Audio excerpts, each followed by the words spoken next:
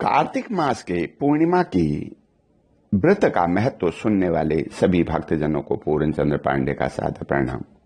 भक्तजनों, कार्तिक मास बहुत महत्वपूर्ण महीना है। इसमें भक्ति और ज्ञान, कथा सुनने, व्रत रखने का बहुत महत्वपूर्ण योगदान होता है। भगवान की स्तुति में भगवान की बड़ी कृपा होती है। कार्तिक मास में अनेक व्रतों के साथ साथ भीष्म पंचक व्रत का भी विधान है। यह व्रत कार्तिक मास के शुक्ल पक्ष की प्रबोधिनी एकादशी से प्रारंभ होता है और पूर्णिमा को पूर्ण होता है।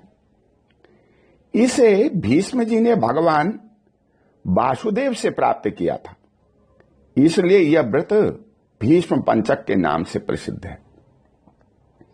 अब व्रत को कैसे करें, इसका क्या विधान है, इस बारे में मैं बताना चाहता हूं। इस व्रत के निमित्त काम क्रोध आदि त्याग करके ब्रह्मचर्य पूर्वक 5 दिन का व्रत किया जाता है।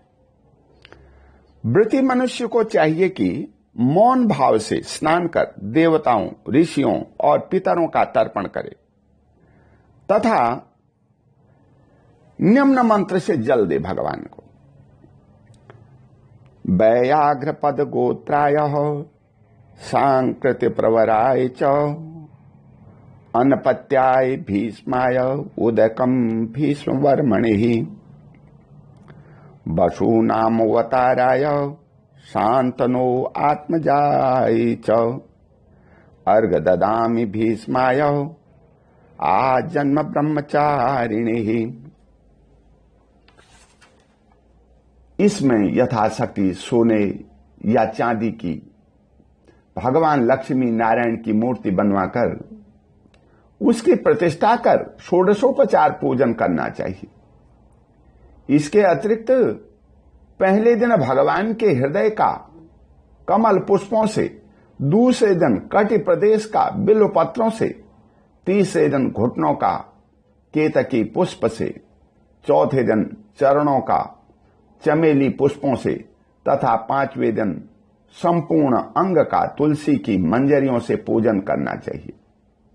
नित्य प्रति ओम नमो भगवते वासुदेवाय मंत्र का 108 बार या अधिक से अधिक जितना संभव हो जप करना चाहिए तथा मंत्र में स्वाहा पद जोड़ करके इससे घृत मिश्रित तिल, चावल और जौ से अग्नि में हवन करना चाहिए। व्रत के 5 दिनों में सामर्थ्यानुसार निराहार, फलाहार, एक भुक्त, मिताहार या नक्त व्रत करना चाहिए। इस व्रत में पंचगव्य पान की विशेष महिमा है। व्रत के अंत में पारणा के समय ब्राह्मण दंपति को भोजन करा करके स्वयं भोजन करना चाहिए। इस व्रत में पद्म पुराणोक्त कार्तिक मास के महात्म्य का पाठ या श्रवण करना चाहिए और इस व्रत की पूर्ति पूर्णिमा के दिन होती है। और यह कार्तिक की पूर्णिमा बड़ी पवित्र तिथि है।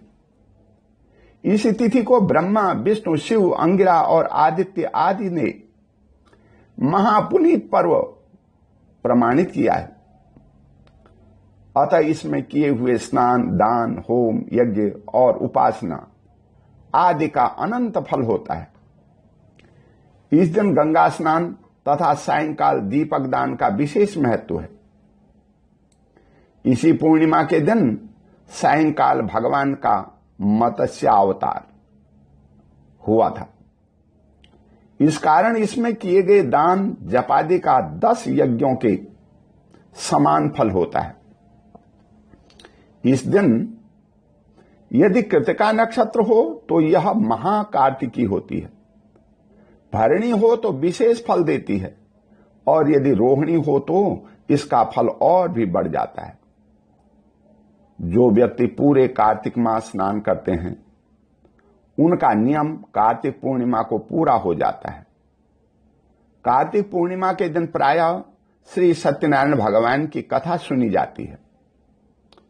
सायंकाल देव मंदिरों, चौराहों, गलियों, पीपल के वृक्षों तथा तुलसी के पौधे के पास दीपक जलाए जाते हैं और गंगा जी को भी दीपदान किया जाता है।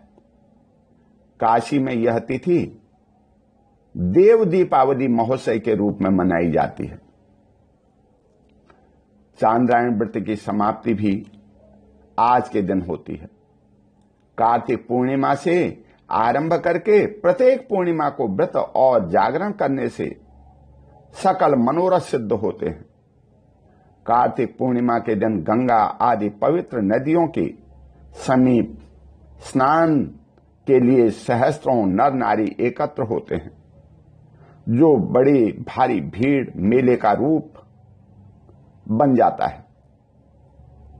सिख स्वावलंबी इस दिन गुरु नानक देव की जयंती का महोत्सव मनाते हैं। इसलिए सब लोगों को ये सब महत्वपूर्ण बातें सुन करके कार्तिक पूर्णिमा के दिन स्नान, दान, जप, होम जो भी संभव हो करना चाहिए। इससे मनुष्य का जीवन सफल हो जाता है। इसी के साथ बोले विष्णु भगवान की जय।